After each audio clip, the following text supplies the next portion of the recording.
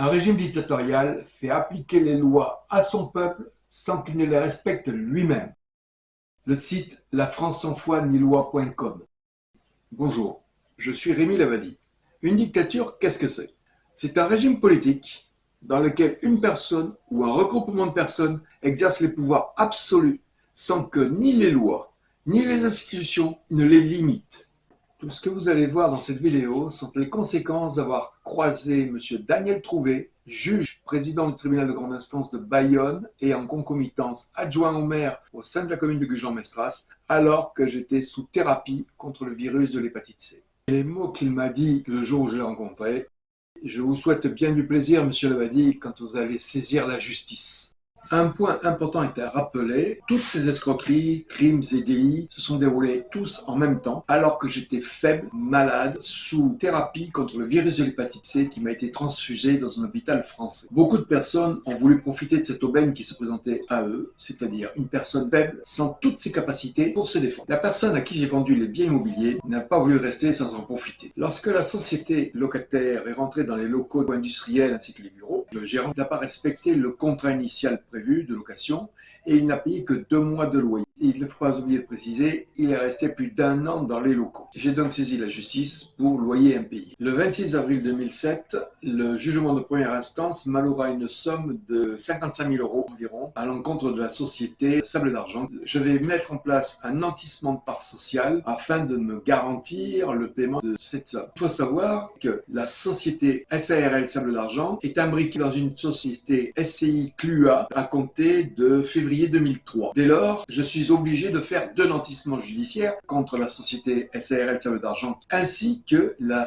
SCI CLUA, anciennement SCI Rémi Lavadi, SCI CLUA qui a été baptisée février 2003 à la suite de la cession de parts. Alors, pour les néophytes du monde des affaires, je vais expliquer ce qu'est un nantissement de part sociale. En fait, quand il s'agit d'une personne physique, c'est-à-dire un individu, on appelle ça une hypothèque. C'est enregistré par le centre des impôts, de telle sorte d'être sûr de pouvoir récupérer son argent. Eh bien, pour une société, c'est une personne morale, on appelle ça un nantissement de part sociale. Et c'est enregistré par le tribunal de commerce. Le jugement d'avril 2007 est exécutoire à hauteur de 50%. Le gérant fait appel de l'arrêt rendu, confirme le 12 mai 2009 la créance que me doit la société SARL Sable d'Argent. Je fais exécuter l'arrêt et je reçois malheureusement très vite une lettre de mon huissier, Cambron et Dupont, sur la place de Bordeaux, qui m'avertit que je serai assigné à mon tour devant le juge d'exécution car il aurait commis une erreur dans la procédure. L'erreur qu'a fait l'huissier, définie comme une erreur, il a lancé la saisie immobilière contre une société qui n'existe même pas dans le jugement ni dans l'arrêt. Je ne sais pas où est-ce qu'il est allé chercher les références. Il aurait voulu le faire exprès, qu'il n'aurait pas fait autrement. En fin de compte, c'est comme si, par exemple, les impôts de là où vous habitez vous envoient un huissier pour faire une saisie immobilière de votre bien pour récupérer la créance de votre voisin car il n'a pas payé les impôts. C'est aussi grotesque, sachant qu'en plus, c'est le dit huissier qui a mis en place les nantissements judiciaires au départ. Donc il savait très bien de quelle société il s'agissait. Donc en l'occurrence, je me trouve assigné devant le juge d'exécution pour une erreur de dénomination de personnes.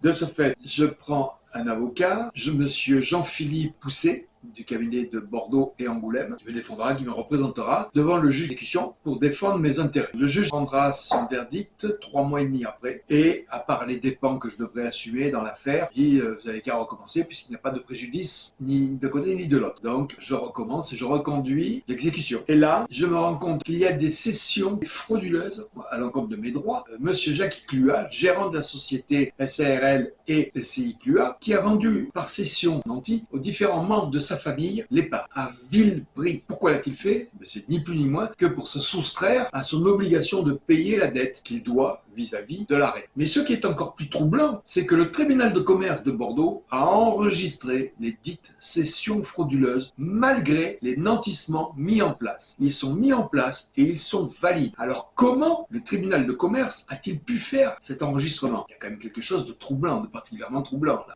L'avocat Jean-Philippe Pousset ainsi que l'huissier Cambron et Dupont ne me préviendront pas des cessions en cours au moment de mon assignation. Dans les mêmes temps, je reçois également une facture à payer de mon avoué dans l'affaire des loyers impayés qui me réclame des montants qui ne correspondent pas du tout à la réalité. Je ne suis pas d'accord, d'autant plus qu'on est en train de faire l'exécution de l'arrêt. Je lui donnais les provisions suffisantes.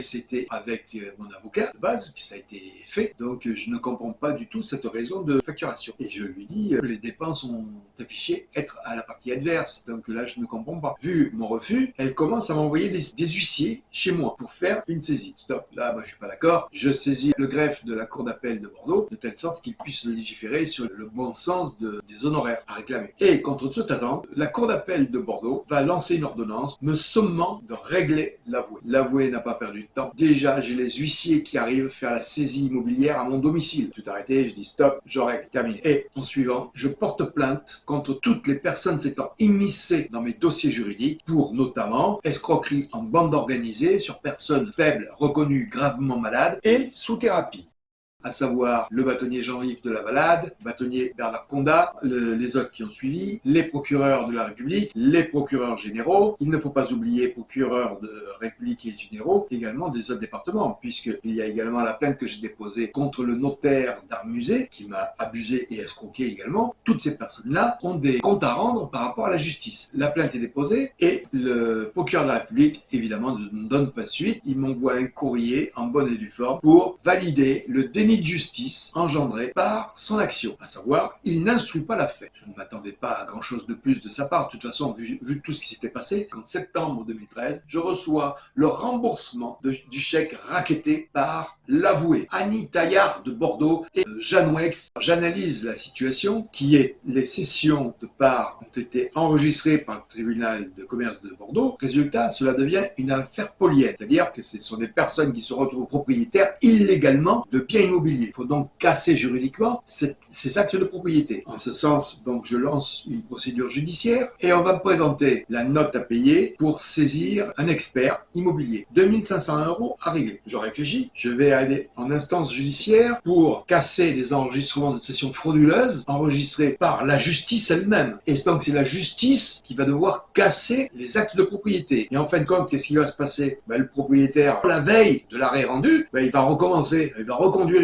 notre cession frauduleuse et il aura toujours la propriété de son affaire et moi je serai continuellement en train de courir derrière juridiquement et à sortir de l'argent sans arrêt. Non mais c'est quoi là? C'est ça votre justice en France? C'est du n'importe quoi. Vous le voyez bien, le bon sens, il dit oh stop, faut arrêter là, faut mettre les cartes sur table et on dit stop, on arrête là. Ce n'est plus une république démocratique, on est de suite dans la dictature. C'est flagrant, j'arrête cette procédure. Par contre, il me faut quand même des justificatifs pour expliquer l'enregistrement des sessions et tout ce qui se passe. Je vais directement porter plainte contre le gérant de la société qui s'est mis en situation de faillite frauduleuse uniquement dans l'intention